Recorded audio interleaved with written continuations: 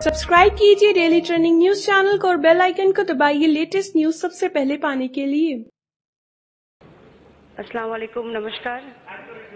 आमी नुसरत জাহান রুহি জেন লোকসভার সদস্য নির্বাচিত হইয়া ঈশ্বরের নামে শপথ করিতেছি যে আমি বিধি দ্বারা প্রতিষ্ঠিত ভারতের সংবিধানের প্রতি প্রকৃত বিশ্বাস ও আনুগত্য পোষণ করিব। আমি ভারতের সার্বভৌমত্ব ও সংহতি রক্ষা করিয়া চলিব এবং যে কর্তব্যভার আমি গ্রহণ করিতে চলিয়াছি তাহা আমি বিশ্বস্তভাবে নির্বাহ করিব। জয় হিন্দ, বন্দে মাতরম, জয় বাংলা। Thank you.